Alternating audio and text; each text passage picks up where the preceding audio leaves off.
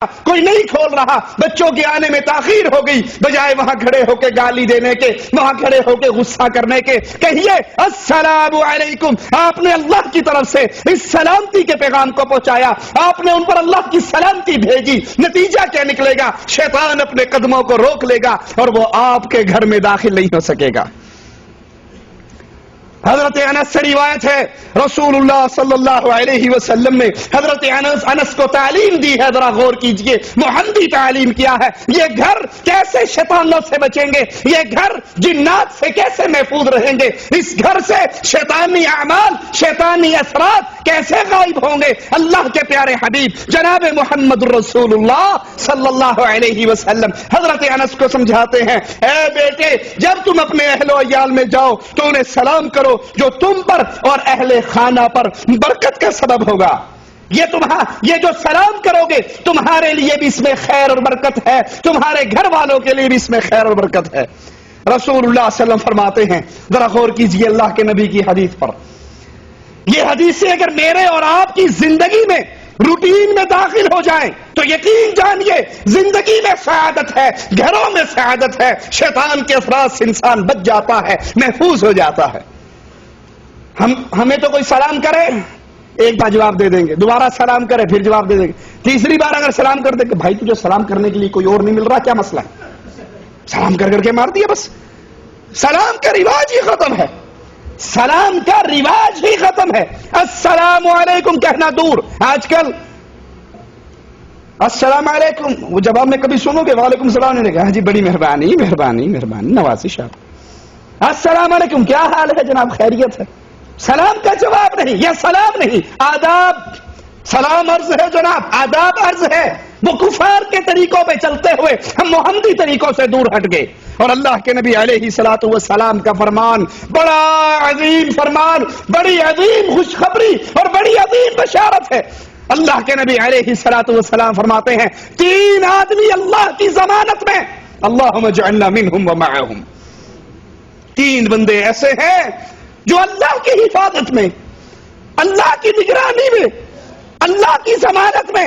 پہلا وہ آدمی جو میدان جہاد کے لیے نکلا، وہ اللہ کی ضمانت میں ہے، یہاں تک کہ اگر وہ فوت ہو گیا تو اللہ اس کو جنت میں داخل کرے گا، اور اگر وہ زندہ سلامت لوٹ آتا ہے اللہ اس کو اجر و ثواب سے نواز کے بھیجتا ہے۔ جہاد پہ جانے والا، میدان جہاد کی طرف روانہ ہونے والا، یہ اللہ کی ضمانت میں۔ دوسرا وہ آدمی، اب کہو گے مولانا صاحب ہم تو کام کرنے کے لیے آئے، ڈیوٹیاں کرنے کے لیے آئے، روٹیاں کھانے کے لیے آئے، پیٹ پالنے کے لیے آئے، ابھی اس حدیث پہ تو ہم عمل نہیں کر سکتے، لیکن اتنا ہی بڑا اجر ایک چھوٹے سے کام سے مل رہا ہے۔ یہ عمل بڑا ہے تو ایک چھوٹا سا عمل آپ کو اسی کام میں داخل کر رہا ہے۔ رسول اللہ صلی اللہ علیہ وسلم فرماتے ہیں، دوسرا وہ آدمی جو اپنے گھر سے مسجد کے لیے نکلتا ہے، وہ بھی اللہ کی ضمانت میں ہے۔ دن میں 5 مرتبہ اپنے کمروں میں نماز پڑھنے والوں، اپنے گھروں میں نماز پڑھنے والوں، مسجدوں کو بے رونق کر کے گانے اور ٹیلی ویژن اور ڈش اینٹینے کی محفلوں کو رونق بخشنے والوں، اللہ کے حبیب علیہ الصلوۃ والسلام اس چھوٹے سے عمل پہ گارنٹی کتنی بڑی، خوشخبری کتنی بڑی، بشارت کتنی عظیم دے رہے ہیں کہ اپنے گھر سے نکل کر مسجد کو جا رہا ہے، بھلے وہ مسجد 100 میٹر پہ ہے، 200 میٹر پہ ہے، چند فرلانگ پہ ہے، قریب مسجد ہے، گھر سے مسجد کا دروازہ آمنے سامنے ہے، جب یہ اپنے گھر سے نکلتا ہے مسجد کی طرف جا رہا ہے، مالک فرماتا ہے میرا بندہ میری ضمانت میں ہے، میری حفاظت میں۔ اور جو اللہ کی ضمانت میں آ جائے اس کا کوئی کچھ بگاڑ سکتا ہے؟ اس کو کوئی نقصان پہنچا سکتا ہے؟ تیسرا وہ آدمی، اللہ کے نبی فرماتے ہیں، جو شخص اپنے گھر میں داخل ہو تو داخل ہوتے وقت السلام علیکم کہے، گھر والوں پہ سلام کرے، سلام کر کے اپنے گھر میں داخل ہو۔ محمد کریم امام الانبیاء، امام اعظم، قائد اعظم، رہبر اعظم صلی اللہ علیہ وسلم فرماتے ہیں یہ بندہ بھی اللہ کی ضمانت میں ہے۔ امام نووی فرماتے ہیں رحمہ اللہ کہ اس ضمانت سے مراد کیا ہے کہ ایسا شخص اللہ کی حفاظت میں ہے، اللہ کی نگرانی میں ہے۔ 3 آدمی، جہاد پہ جانے والا اللہ کی ضمانت میں، اپنے گھر سے مسجد کو چل کر جانے والا، وہ مسجد چھوٹی ہو یا بڑی، وہ مسجد کچی ہو یا پکی، وہ مسجد قریب ہو یا دور ہو، جو اپنے گھر سے حی علی الصلاۃ کی آواز سن کر مسجد کے لیے نکلا ہے، یہ اللہ کی ضمانت میں ہے۔ جو اپنے گھر میں داخل ہوتا ہے اور داخل ہوتے وقت السلام علیکم ورحمۃ اللہ وبرکاتہ یہ کہہ کر گھر میں داخل ہوتا ہے، وہ اللہ کی ضمانت میں ہے۔ اب بتائیے، جو بندہ اپنے گھر میں داخل ہوا سلام کہہ کر، وہ تو اللہ کی ضمانت میں آ گیا، شیطان اس پہ اثر کر سکتے ہیں؟ جادو ٹونے کی کتنی گمبھیر صورتحال ہے۔ ہر دوسرا سوال کرنے والا کہتا ہے جی میری بیوی پہ کسی نے جادو کر دیا، وہ کہتا ہے میرے گھر پہ کسی نے ٹونا کر دیا، وہ کہتا ہے میرے گھر پہ تعویذ کر دیے، کوئی کہیں پریشان ہے، کوئی کہیں پریشان ہے۔ کیوں؟ ہم نے حفاظت کے ان طریقوں کو بھلا دیا جن طریقوں پہ محمد کریم صلی اللہ علیہ وسلم نے اپنی امت کو چلانے کی دعوت دی تھی۔ اگر اس رستے پہ چلتے جائیں تو نہ جادو، نہ شیاطین، نہ جنات، ان سارے طریقوں سے انسان اللہ کی ضمانت میں، حفاظت میں، نگرانی میں جاتا ہے۔ جب انسان گھر میں داخل ہو، سلام کر کے گھر میں داخل ہو، تو ویسا انسان اللہ کی حفاظت و نگرانی میں ہے۔ انسان کھانا کھانے لگا ہے، انسان کچھ پینے لگا ہے، اس پر بھی اللہ کا ذکر کرے۔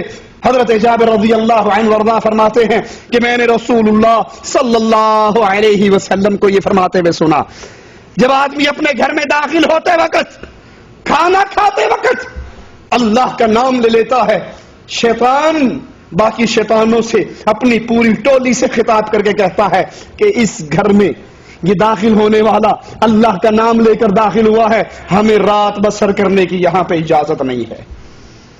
یہ کھانا کھانے والا بسم اللہ پڑھ کے کھانے کا لقمہ اپنے منہ میں ڈالتا ہے، زبان بسم اللہ کہتی ہے، شیطان اور اس کے ٹولے، اس کے چیلے، وہ اپنے ہاتھوں کو روک لیتے ہیں کہ اس کھانے پر اللہ کا نام لیا گیا ہے، لہذا اس کھانے کو کھانے کی ہمیں اجازت۔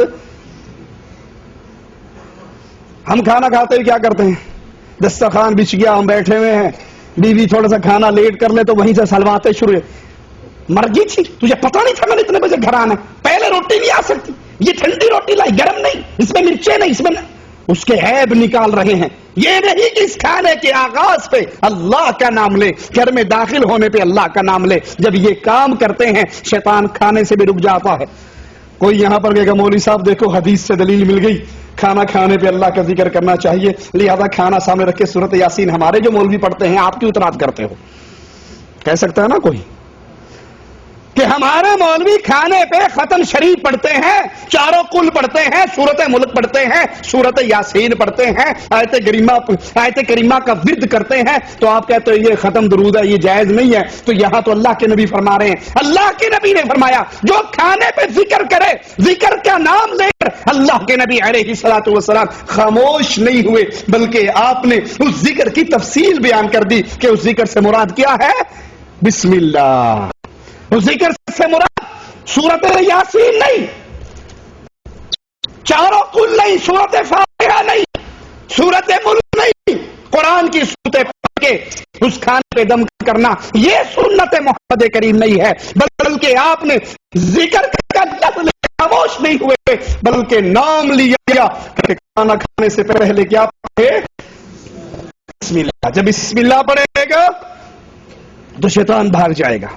یہ انسان اللہ کی ضمانت ہے، اس کا کھانا شیطان سے محفوظ، اس کا گھر شیطان سے محفوظ۔ کتنا خوش نصیب ہے، اس کے گھر میں نہ شیطان رہ سکتا ہے نہ اس کے کھانے کو کھا سکتا ہے۔ کیوں؟ اس نے ان طریقوں پہ عمل کیا ہے جو طریقے محمد رسول اللہ صلی اللہ علیہ وسلم اس کو بتا کر گئے، اور اگر یہ کام نہ کرے تو شیطان اس کے گھر میں، شیاطین اس کے گھر میں بسیرا کرتے ہیں، ان کا بس کا نو ٹھکانہ بن جاتا ہے، وہیں پر ان کی آل اولاد ہوتی ہے۔ کیوں؟ یہ گھر میں داخل ہوتے وقت اپنے شیاطین کے لیے دروازہ کھلا رکھتا ہے، اس کا بیڈ روم کا دروازہ بھی شیطان کے لیے کھلا، اس کے گھر کا دروازہ بھی شیطان کے لیے کھلا، اس کے کھانے کا دروازہ بھی شیطان کے لیے کھلا۔ نہ یہ گھر میں داخل ہوتے ہوئے اللہ کا نام لیتا ہے، نہ کھانا کھاتے ہوئے اللہ کا نام لیتا ہے، تو شیطان تو اس کے گھر میں رہیں گے۔ قرآن حکیم کی کثرت سے تلاوت کریں اپنے گھروں میں۔ گھروں سے مراد صرف یہ نہیں کہ آپ کے وہ گھر جن میں آپ کے اہل و عیال ہیں، آپ جہاں پر رہ رہے ہیں، وہ ہاسٹل ہے، وہ کمرہ ہے، وہ کمپنی کی رہائش ہے، جہاں آپ رہتے ہیں، اپنے گھر میں اللہ کا ذکر کریں، اپنے اس کمرے میں قرآن کی تلاوت کریں۔ رسول اللہ صلی اللہ علیہ وسلم کے فرمان کو سنیے۔ ابو موسیٰ اشعری رضی اللہ عنہ وارضاہ فرماتے ہیں کہ رسول اللہ صلی اللہ علیہ وسلم نے فرمایا، قرآن پڑھنے والے مومن کی مثال سنترے کی ہے۔ قرآن پڑھنے والے مومن کی مثال سنترے کی ہے، جس کا ذائقہ بھی بہت اچھا ہے اور جس کی خوشبو بھی بہت اعلیٰ ہے۔ قرآن نہ پڑھنے والے مومن کی مثال کھجور کی طرح کی ہے کہ اس کا ذائقہ بہت اچھا ہے لیکن اس کی خوشبو نہیں ہے۔ جو قرآن پڑھے کثرت سے، اس کی مثال سنترے کی ہے، ذائقہ بھی اچھا، خوشبو بھی اچھی۔ اور جو مومن قرآن نہیں پڑھتا، اس کی مثال کھجور کی ہے کہ اس کا ذائقہ اچھا ہے لیکن اس کی خوشبو نہیں ہے۔